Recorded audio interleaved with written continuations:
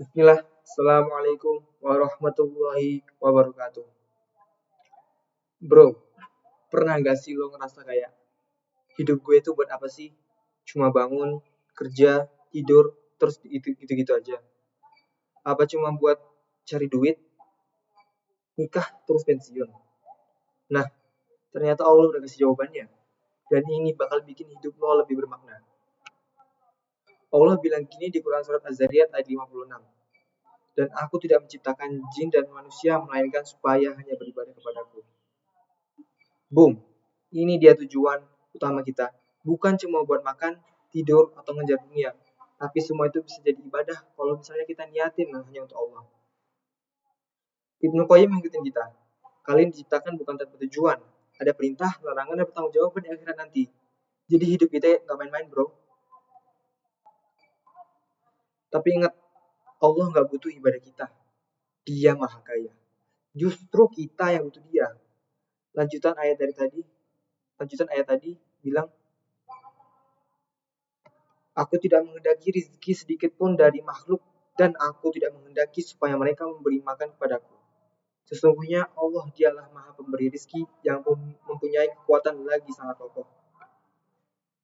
Kata Ibnu Qayyim, Allah ciptakan kita bukan karena dia butuh, tapi karena dia sayang. Biar kita dapat untung dari ibadah itu. Jadi, ibadah itu kayak vitamin buat jiwa. Semakin dekat sama Allah, hidup makin tenang. Ibadah gak cuma sholat atau ngaji, bro. Syekhul Islam Ibnu Taimiyah bilang, ibadah itu tentang cinta, tunduk dan ridho sama Allah. Mulai dari jujur kerja, jaga omongan, sampai bantu orang. Itu semua ibadah. Tapi sayang, gak semua orang nyadar ini. Ada yang milih skip ibadah. Padahal ini tujuan hidupnya. Sedih kan? Ngabisin hidup cuma buat vevo ya. Kata Ibnu Qayyim, kebahagiaan sejati itu ada di tauhid. Kenal Allah, cinta samanya, dan hidup buat dia aja. Makanya, la ilaha illallah itu super power. Itu kunci keselamatan dunia dan akhirat.